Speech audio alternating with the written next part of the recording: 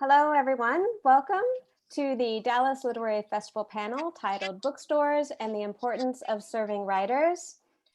I'm Lori Stevens, and I'm going to introduce to you now Alex Temblador, author of Secrets of the Casa Rosada, and our moderator for this panel. Thank you, everyone, for being here.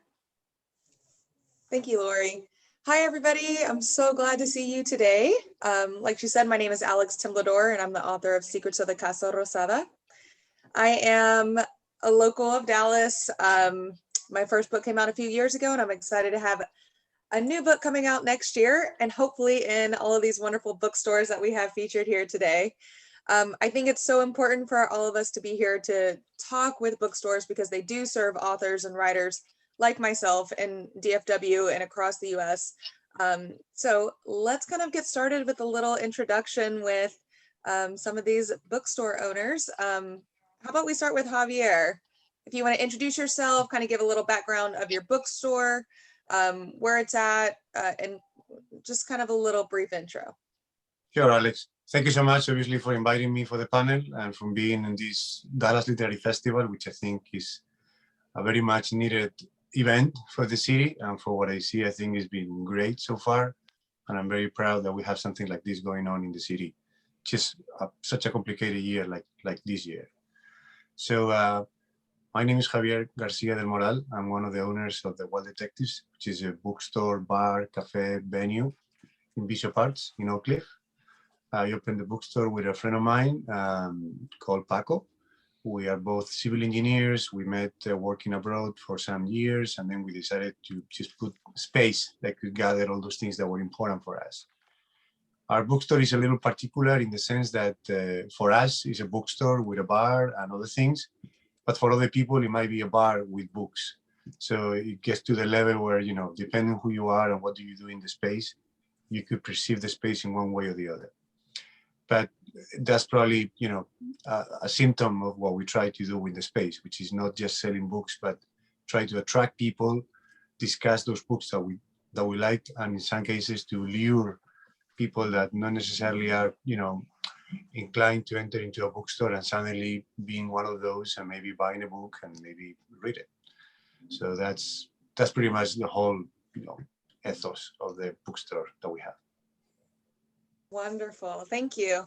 Will, would you like to introduce Deep Vellum? Yeah, hi everyone.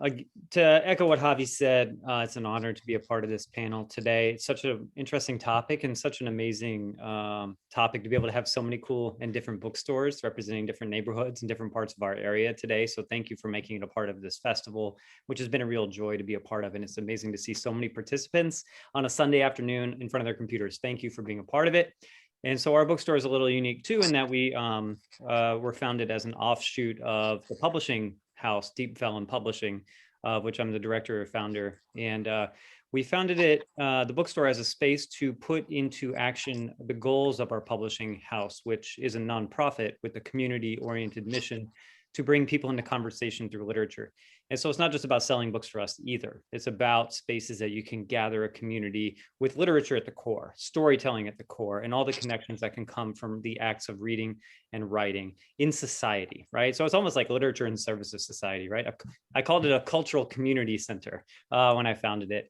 And that's really been the mission of the bookstore as well as the publishing house. And so the bookstore has been a great way to sell our books to the community, to introduce our work to those who are coming in, to host our authors and translators, but then also just authors and translators and community groups and musicians and actors and everyone else that we could bring in. And it's been a real inspiration to have been doing this for now over 5 years in Dallas. So it's been a real joy. Thank you. Donya, would you like to introduce your bookstore to all of us? Okay, I want to echo everybody else. I'm just happy to be a part of the Dallas Literary Festival. Thank you to SMU for putting on, sponsoring such a great event, and shout out to the staff and Sandria for just putting all the work is. Anytime you create a literary event, it's so much labor of love, and to galvanize the Dallas-Fort Worth area and surrounding communities and states is amazing. The Dock Bookshop is located in Fort Worth, Texas. we kind of cater to the whole region because we specialize or focus in African-American voices as well as national best-selling authors. So, and we're pretty much open to everybody. We have so many events throughout the year, over 200 events that we're doing throughout the year, and just our own festivals that we're doing probably 5 different festivals. So it's quite a bit different things going on, but you know, we need all these bookstores because there's so many books produced. And so we all have a role, and we're trying to fulfill our role by being a place that people can come together and share their thoughts, their feelings and emotions. I say that a lot of times we help, you know, fight a lot of things that go on in the community because we have a place where people can share their frustrations or share what they love to do, or, you know, just come together and meet new people. We have a lot of people that when they move into the Dallas-Fort Worth area, the first place that they go to is a bookstore. And so we have to be those places that introduce them to the Dallas-Fort Worth community. And I am just so happy. The store has been open for about 13 years. It's been quite a journey, but it's been fun. It's been fun looking at all the different literary works. So again, I am happy to be a part of the Dallas Literary Festival. Thank you. And Lori, would you like to introduce Interabang? Of course. Hi, I'm very happy to be here with you today and talking about this really important topic. My name is Lori Feathers. I'm a freelance book critic and the co-owner and adult books buyer at Interabang Books. Our store's been open since July 2017. For those of you that know anything about the store, we've had a very, I would say, traumatic or dramatic little lifespan. Our store was totally destroyed October 20th, 2019 in the tornadoes that hit Dallas. At that time, we were at the location of Preston Road and Lovers Lane. I'm sorry, Preston and Royal. And we have since relocated late 2019 at Lovers Lane and the Tollway. We've been open there since that time. We also had a little bit of trauma with the latest snowstorm, freeze damage. There were some broken water pipes. And so the store has been open pretty much throughout, but it doesn't quite look as neat and tidy as we'd like it to, but we're looking forward to getting back to that. We really make an effort to support local authors and local writers. We've been very pleased to sell the books of local authors and writers in our store. Some of those books have done really, really well. And I'm happy to say that one of our first live events that we've got planned in June is with a local author. So we're looking forward to getting authors and writers and their audiences back in the store now with the vaccinations for COVID and some of the restrictions becoming a little bit more loose. But we have had very, I'd say a robust schedule of virtual events during the shutdown and since last year. One of our most popular events is our in-store book club, and we moved that to Zoom last May, and that has actually even grown in popularity, I think in part because of the convenience of being able to just like sit on your couch and join into a good book discussion. But very happy to be here, and I look forward to the discussion. Thank you. Okay, so I'm going to ask a question and pose it to the entire panel so anybody can decide to answer. I think every single one of you touched on the idea that independent bookstores are community centered. They're community focused. They bring the community out, whether it's to read books, to gather over a coffee or a drink, or to find people in the community to connect with. How do you see local writers or writers coming through Dallas connecting in that community aspect through your stores?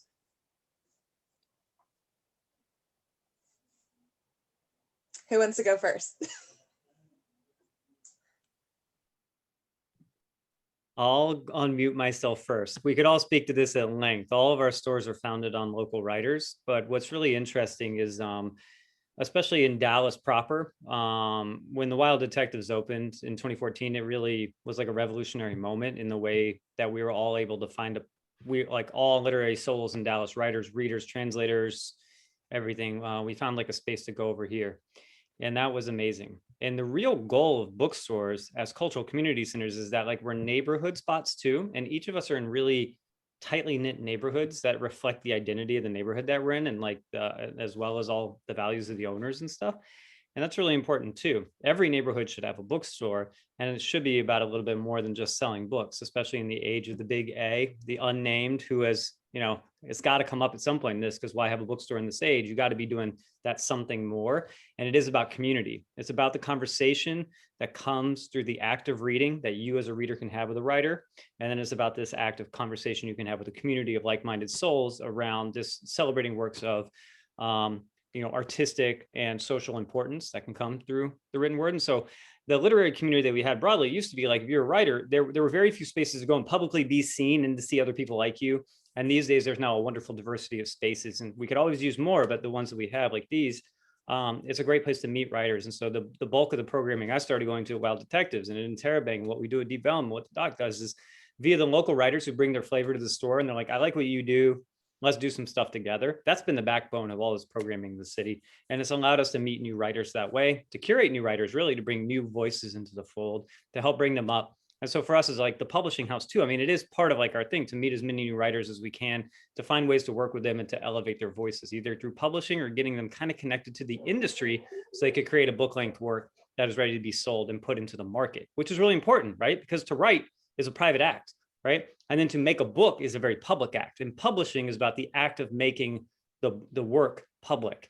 And so that's what we're kind of here to do. And that's why the bookstore for us is this really amazing way to meet people we may never publish, but, you know, hey, maybe you're going to write a really cool book and you go get rich. That'd be great. Or find another publisher if you're writing in a genre outside of what we do, to just get connected to the industry. And these bookstores are a wonderful way for writers to come in, galvanize community, and then also connect to the industry. Bookstores are sort of the link between the reader and then the larger industry, which can be really daunting, terrifying, and really far away. Most of the books come out of New York. And so these are like local spots where you can come and like step into a new world, whether it's through the book or whether it's through this industry that we're all kind of a part of.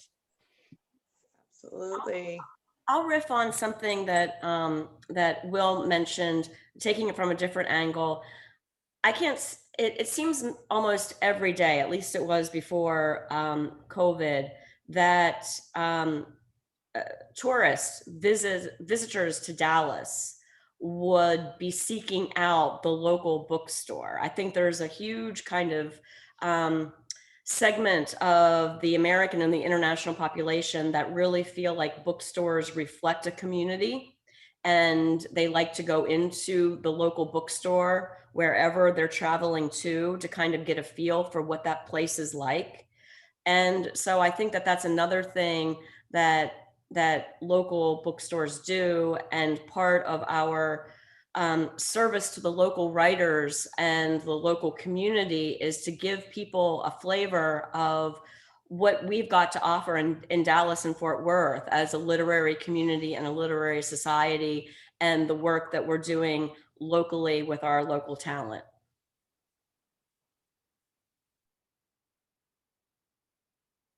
And I wanted to add a little bit as well. I mean, to me, there is probably different aspects and the correlation that you can find between the bookstore and a local writer. I think you have, I mean, for the most cases, a local author might not be that well known, even in the same city that that person lives, let alone outside Dallas in this case. So I think the bookstore acts as that vessel just to put that author out there. And so people that come either visiting or just coming through the store can actually have access to that book or to that collection. So I think the bookstore play a key role into actually make that last step to the public. You know, you have the writer, the publisher, but then the bookstore, the local bookstore is the first one that will consider that book to put it out. So in that way, I think that that level of connection is important and it needs to happen.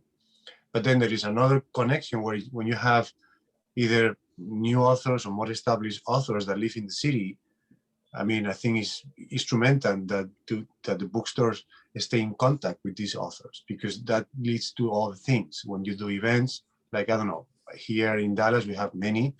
Ben Fontaine is one of them. And I think it's a luxury for us as a bookstore to have someone like Ben Fontaine that could moderate the panel, that could somehow go back an event that you're doing.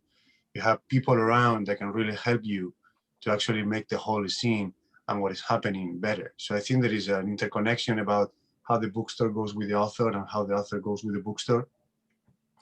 And I think it's very important to stay connected and to, you know, explore all those different levels of collaboration that could come up. At least for us, that's the way it's been. And then obviously is the situation where you have different authors coming here and you have people from other places, other countries coming to visit. And this is where the local authors can talk to them and then can interact in the bookstore and about the things the literary things that happen in the city. So I think it's one of those things, one of those relationships where, you know, the communication needs to stay open because it's beneficial for everyone. Let me just say, I love writers, and writers put a stamp on time and place, and they really bring in contemporary issues. It is what's going to happen 100 years from now. Is anybody going to remember our time and our place? But it's through that writer that a lot of people remember that time and place. And so, you know, and there is a lot of writers. I am not going to sit here and say that, you know, it's basically it's so many writers. But I also want to reiterate what everybody says, but also say you have to understand the reader. If you're a writer that's going to go into the business of being an author, then understand the business. And to understand the business, first start being a reader. So when we come into contact, it's always for me, it's elevating reading. What are you reading? Who are you connected to? What authors have you read? Those are questions that I expect writers to be able to answer. And when they seek us out into local communities or they're moving into the Metroplex, a lot of times they have researched your store. They have research activities that you're doing, what you're involved in. So it's great when they come out, when we're back to community things or doing more community things in the store, they can relate to that community. And so even hone in on their writing skills. But, you know, the truth is that there is a lot of writers. So how do you separate yourself?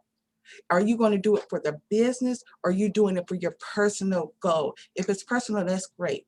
We have you in those spaces and everybody can share and you can lead certain discussions. But when it comes to a business, as a writer, you're moving into another playing field and you have to be prepared for the industry. And that's one thing we separate them out. You know, which path is the butterfly effect? Where are you going to go from here? And that's the realness that I see when it comes to writers coming into our space. Everything everybody said is just amazing, and I absolutely agree. You know, Donya just mentioned activities, and I know the pandemic kind of changed a lot of the ways in which writers can get involved with each of your bookstores. I know we're kind of maybe moving into a new, hopefully, phase of the pandemic with the vaccinations coming out. So what kind of events are you doing right now virtually, or not events, let's say services, are you offering to writers right now virtually? And do you expect to come back in the near future? I mean, I'm talking like writers groups. I know I was in one at Deep Vellum, and readings, different events like that. Or what kind of services are you kind of expecting right now and in the near future? Oh, I could just jump in there and say, in terms of, we have a lot of events, and every quarter we do like writing workshops. And so we have this book spring fling. And so we have where writers can come in earlier session just to talk about their writing or where they're engaged. I don't mix writing and book discussions. And that's just me, because again, I am trying to cultivate readers and underrepresented readers. So I tend to separate those kind of conversations. And so when we have events, it is always about the literary element. And I talk to the author, it is about the literary element, it's about the book, it is about tapping into the soul of the person that's going to read, because at the end of the day, I'm trying to drive book sales, I'm trying to create more a reader market for all these writers. So when we get into an event space, I say, you know, it's not, okay, we don't ask questions about what took you, how long did it take you to write an event, or how long. Those things happen in a writer's workshop. And so I keep those things separate. We have a lot of events coming up, and we also have our virtual events. We separate the virtual events out into one segment. Monday is Dock Power Hour, which is our nonfiction. And on Thursday, we do fiction books. And so those are national authors, but then our literary events, we have more of our writers and our authors, our local writers or self-published writers that are coming to our big events where we can gain more audience. But through the week, we have the Dock Power Hour on Shore, which feeds into the Apple Podcast, the Google Podcast, Spotify, and we use Crowdcast to do our a lot of our connectivity to the different markets. So that's kind of where we are with the event. Awesome, thank you.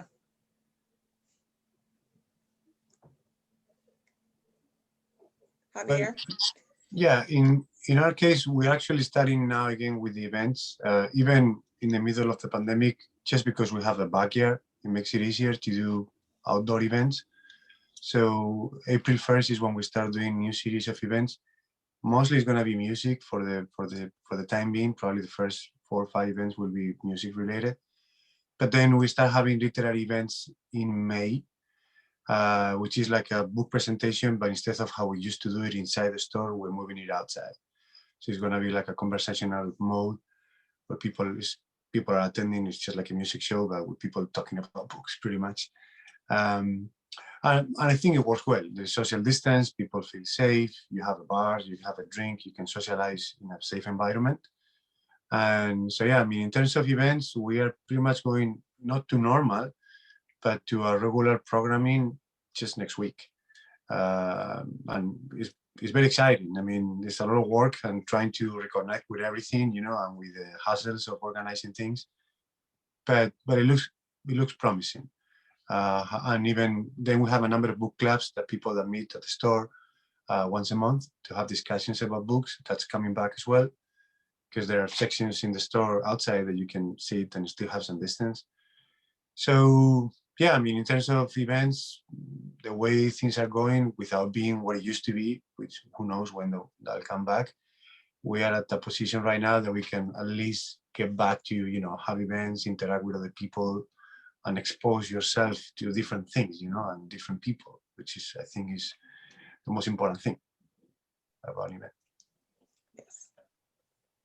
Yeah, just to quickly jump off of what Javi and Donya said so perfectly. I mean, with these spaces being so important to writers, what was interesting is that when the pandemic was really settling in, these writers groups that would kind of come in and be a part of the space, you know, they were led by others, you know, other writing groups. It wasn't like, you know, Deep Vellum staff were not leading the discussions. And so we didn't really do any of the writing workshops that we were kind of known for. I mean, we hosted dozens of writers groups through the years. And, you know, looking back, you're like, oh, I wish we could have, but man, like the stress of just trying to keep the bookstore alive for the past year. I mean, I'm sorry.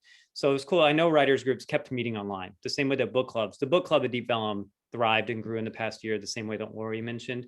And that was really important because readers were coming together in new ways and writers were finding other paths. Because when it's important as a writers group, like, where are we going to meet? And when you have this amazing number of bookstores in the area, and of course, Half Price Books' flagship does this too. And like when you can go and get these spaces for free, which is what we would offer, or very close to free, it kind of, that's what you're able to now do digitally. So like writers groups, I know kind of just pivoted to the digital realm in the way that we did with events, but for writing groups, we didn't really host it. But in terms of writers and what we did, you know, the bookstore and the publishing house are like the same thing. So we started trying to find other ways to get back to the writers in the community. We started hosting a lot of digital events, which I know everyone was sick of Zoom and whatnot, but on trying to engage with writers in different topics on their creative path. How are you creating during the pandemic? We had a whole panel led by Heather Harper Ellett, the amazing local writer who had her debut novel come just out last year, about creative artists and mental health, right? Which is a really important thing for us all to talk about in this time when like all of us are dealing with an insane amount of stress in our own lives. And like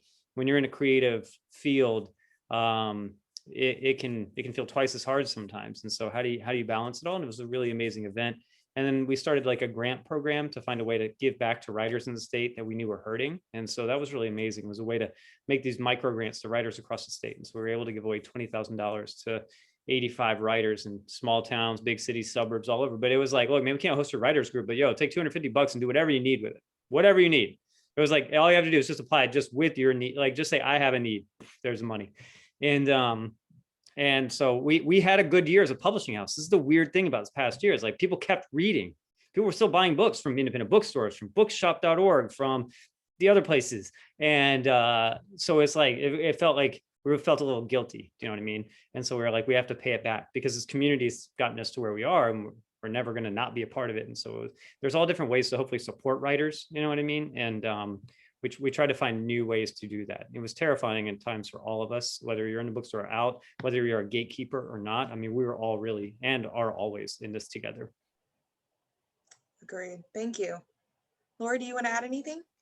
I would just, I guess, add, you know I mentioned that we had moved our book club to Zoom last May, and it's still on Zoom, but I believe we'll be getting back into the store this summer. We found that there were lots of the authors of the books that we were selecting that wanted to participate in the discussion as well. So that kind of opened up a whole new opportunity for book club to be able to have authors from all over the country kind of join and give the perspective about writing the book, and then letting the participants ask the authors questions. So that was kind of a neat, unexpected benefit to what's been happening.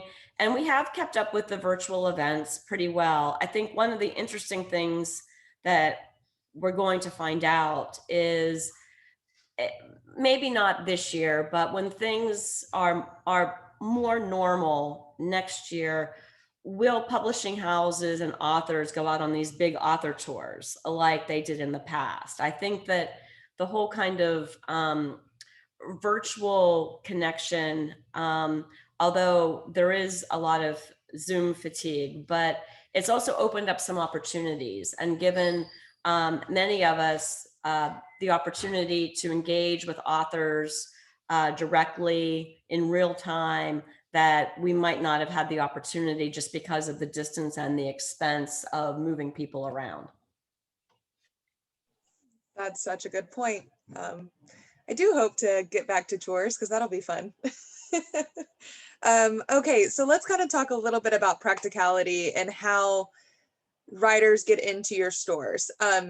How do you connect with local writers who just have a book published, who have self-published? Because I think some of you might work with self-published authors. How do you decide which of those, local writers get their books in your store, do signings, do events? Do the writer need to reach out to you if they don't have a publicist at a big publishing company and they have a small publishing company? Can you kind of speak about that?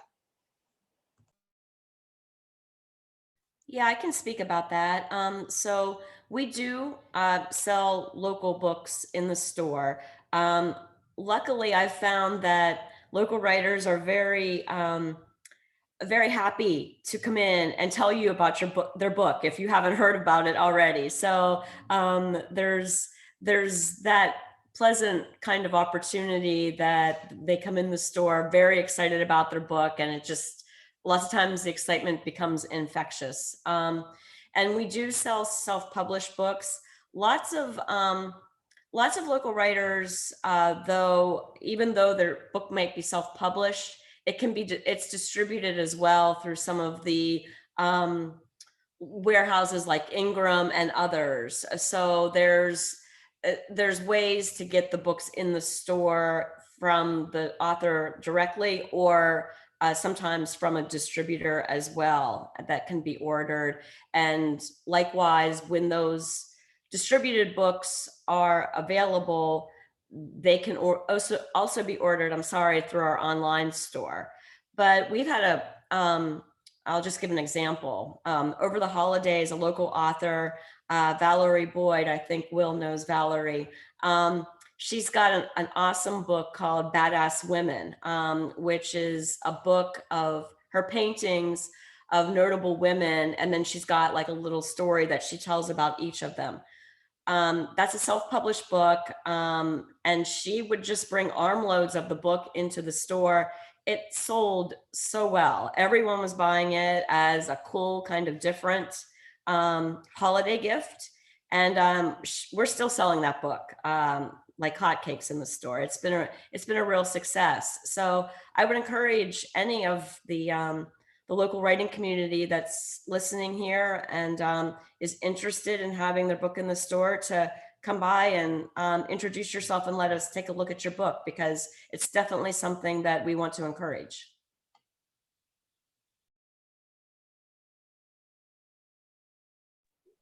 I will wade into this water. This is a tricky question for a bookstore with a limited space and inventory, because if you want to sell books from publishers and then you want to sell self-published books too,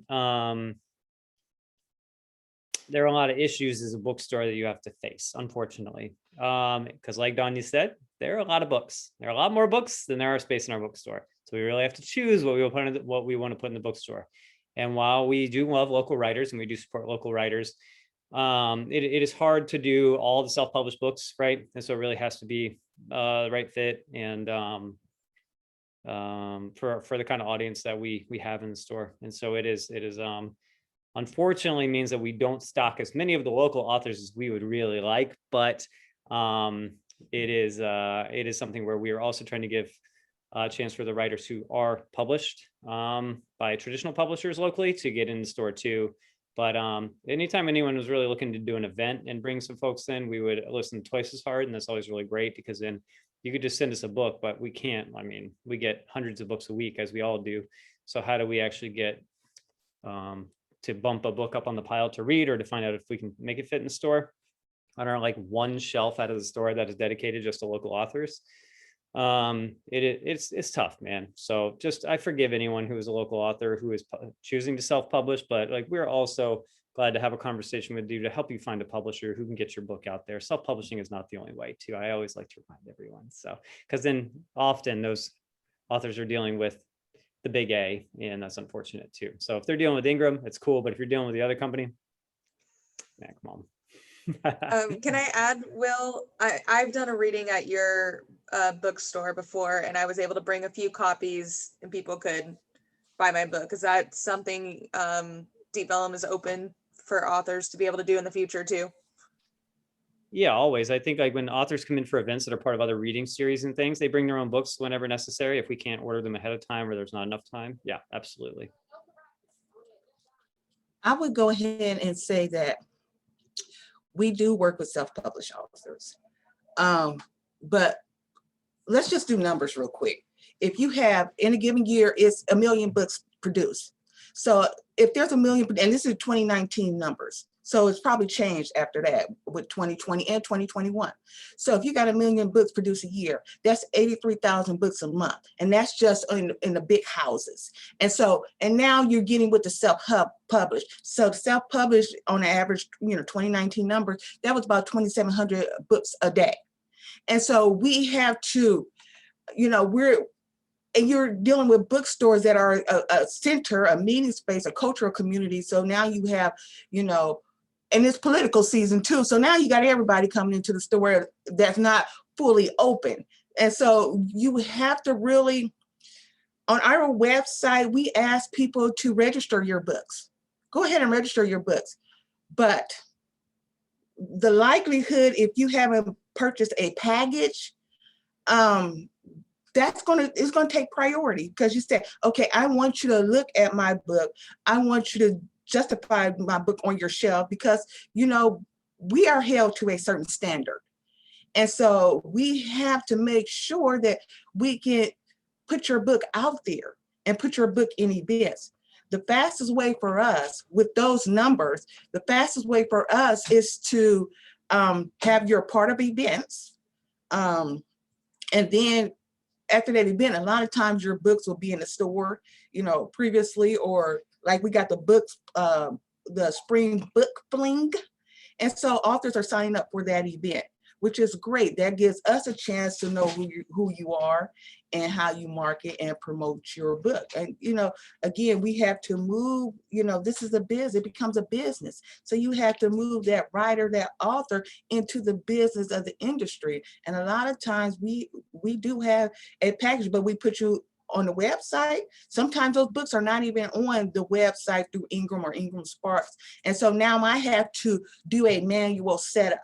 Not only dealing with, you know, Simon & Schuster, HarperCollins, Macmillan, and all those different presses, but now I'm doing it manually, which is okay. So I'm setting your book up manually until you get to where it's automatically on my website, and all I'm doing is putting your ISBN number. You know, I'm probably going a little granular than what I would want to, but at the end of the day, it is about, you know, what is the methodology here? I have to, in a sense, put all your stuff on my website, shelf it in the store, you know, create energy, because I'm going to still create energy around that book. And where we have a space on our website, it's called Lighthouse Spotlights. And so those are people that have invested into their program. It's like the spotlight is, the concept is there is a sea of books out there. I am going to shine my lighthouse on your particular book at a particular point in this whole open space. And so instead of saying I'm featuring you or this and that, no, I'm doing a spotlight to say, hey, these people that are wanting to meet you as a reader or wanting to connect with you as a reader. And so that's kind of the space I do that for. You could go to the dockbookshop.com and you'll see the Lighthouse Spotlight and how it's defined, and the authors, and a lot of times the authors are not on there, so I'm manually setting those up in our database. And there, you know, my business partner, which is Donya Craddock, she's manually putting stuff on the floor in the shelf and creating space with on the floor that is probably integrated around mainstream authors just so they can get that look.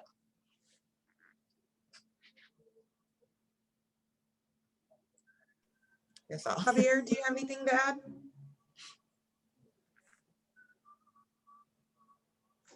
You're on mute, Javier. You're muted. He's like, I don't even want to touch that question. Sorry. Yeah, no, I was trying to say that it's a very large topic, but well, in our case, I mean, our store is also very small. We have a section for local authors. For the most part, the requests that we have come from them. So it's, you know, every week we have 2 or 3 people that are pitching their book to see it, putting in the shelves. I mean, I don't know that the main distinction is whether it's self-published or not, but it certainly has to fit a category. Just because being local doesn't mean that we're going to display the book, because there is no room for it. And the whole store has been envisioned with certain line of books, you know, contemporary fiction or poetry, or just the style that we like to put out there. So, yes, I mean, we're always open to listen to that. Then there is another aspect to this, which is usually, or at least in my experience, for the most part, every time someone is pitching a book, it's also pitching an event. So I have a new book and I would like to present it at the store, especially if it's a local author, that chances are that he's going to bring some people to the store and so on.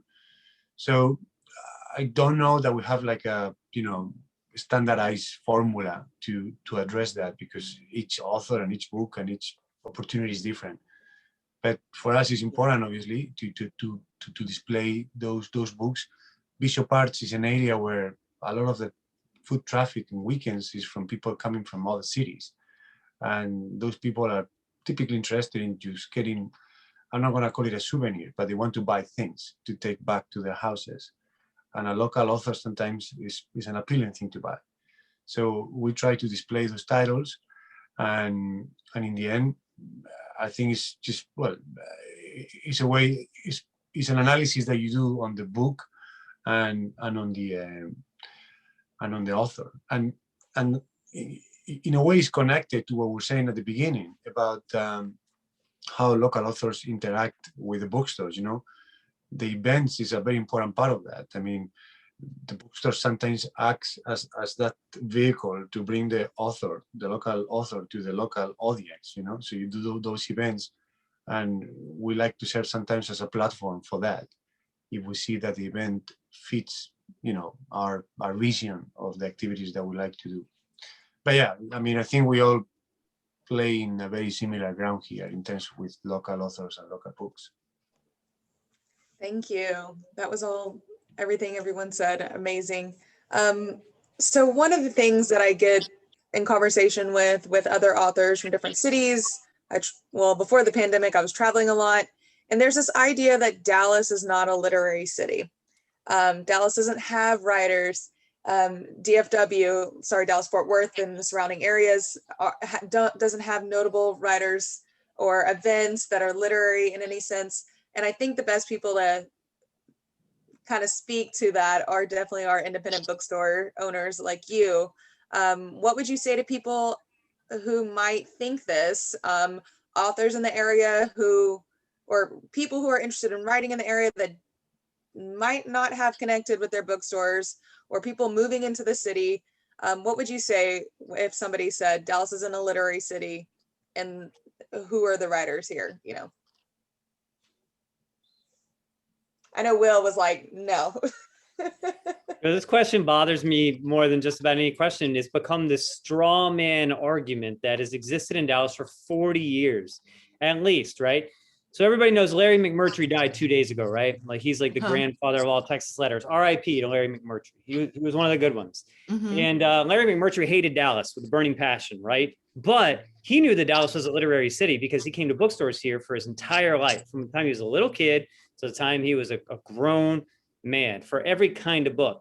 And during most of his life, Dallas had the largest bookstore in America. Did anyone talk about it? No. The reason why the perception of Dallas doesn't have anything to do with a literary city is due in large part to things that are a little bit outside of our control, which are things like the Dallas Cowboys, the assassination of JFK, and the popularity of the TV show Dallas, all of which have nothing to do with the lived reality of the city that we call home in 2021, right?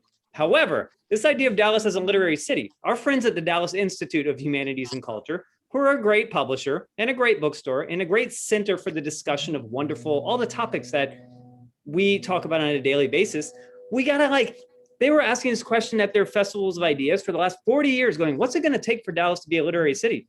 And the real answer to this is you got to sit up and you got to say, Dallas is a literary city, fucking end of story, period. And here's why. We have bookstores, we have authors, we have literary journals, we have publishers, we have everything. And the fact that you don't know about it is our problem. We need to do a better job of advertising it as a community, right? And we need to get Visit Dallas on board. We need to get the City of Dallas Office of Arts and Culture, and let alone Tarrant and Collin County and Denton County, which have even less going on structurally. We got a lot of work to do in this area to elevate it so that writers and readers can be connected to an ecosystem that is bigger than us, right?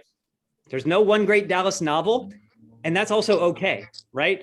I do know that there is a great Dallas novel that was killed by a publisher in New York, and I think it has been suppressed. And we at Deep Vellum love publishing long suppressed works of literature about our city.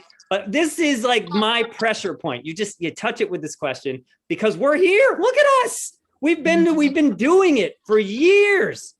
Like just since Javi started the bookstore 7 years ago, and people still ask that question in New York, man, get out of here. We've been bringing their authors in from the big publishers to the small publisher. We've been elevating authors from within. It's been happening. And folks in New York still talk to me. They're like, oh, how could you live in Texas? There's Republicans there. And I'm like, bah! I was like, what are you talking about? The most recent president was a New York native. Stop!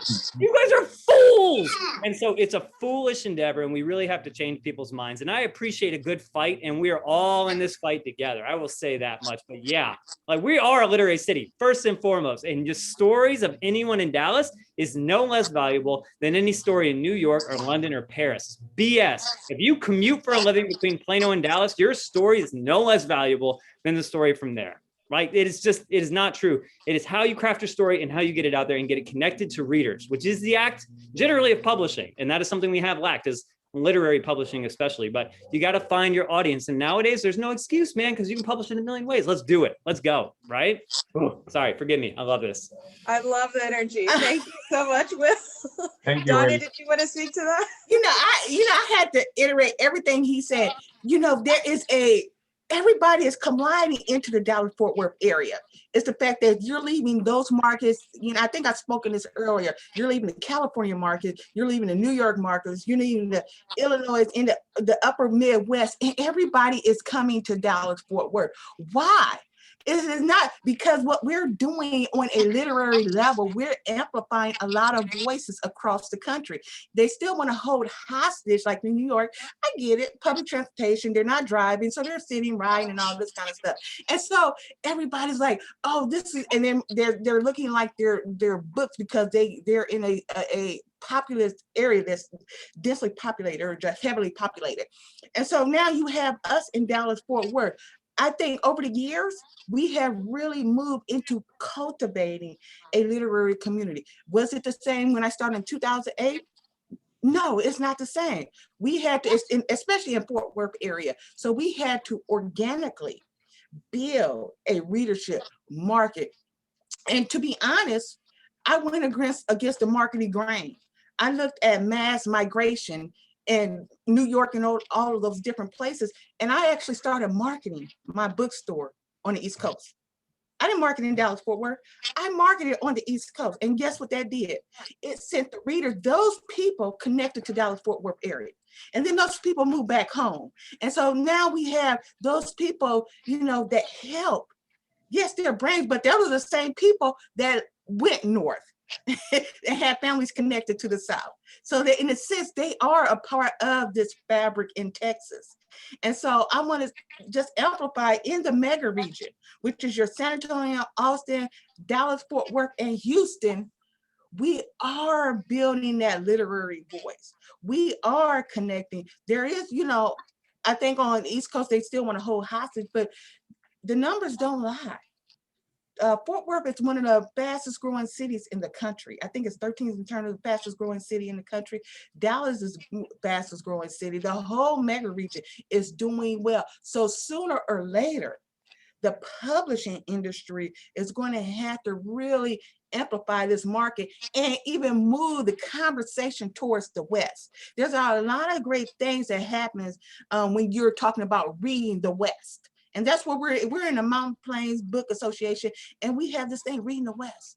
Well, there's a lot of, you know, there's a lot of stuff that happened on the East Coast, but there's a lot of stuff that happened in Texas. A lot of great stories that happen in Texas. A lot of great stories that happen in Montana, Wyoming, and you could find those Black voices in those pockets if I'm amplifying Black voices. And that is one of my goals, is to move into those different terrains, move along the Red River and the conversation in the books along the Red River, create Red River lit clubs, because the books are out. I think Rebus was on earlier. Rebus was on earlier. Great writer, great fiction writer. And he could tell a story that should amplify up in New York. But again, we have to, you know, change the mindset of the publishing company. I think they did the best bookstores in the country. They happen on the East Coast and the West Coast, but Texas is the biggest state. So it's kind of all over the place. I think we're fighting a good fight. In terms of bookstores here, I think we're pushing against the grain. I think we're finding creative things that people in other parts of the country are tapping to our creativity in terms of marketing a book, promoting a book, working with writers. I think a lot of people on a low are tapping into how we do things in Texas and then elevating elsewhere. But really, a lot of this stuff is originating in Texas. It's all too often I see my own stuff coming back to me. You know, sometimes I wait until the last minute. So nobody knew about this a couple of months ago. And that is, you know, is people following that literary leadership, which is actually happening in the Dallas-Fort Worth market. Thank you. I would love to give Lori and Javi a chance to answer this, but we do have a hard cutoff at 3:50 p.m. I know. It has been amazing to talk to all of you today about your bookstores and how you service writers. If you're a writer listening, connect with these bookstores online, go into their stores, buy their books, talk with these owners and the people that work there, create that connection, because it is worth it as somebody who's author to connect with all of these wonderful bookstore owners and my bookstores. Thank you again to the Dallas Literary Festival for having us. Thank you, Sandaria, for everything you've done. And I look forward to seeing all of you in these bookstores soon at events and in-person meetings. Thank you. Thank you so much. Thank you.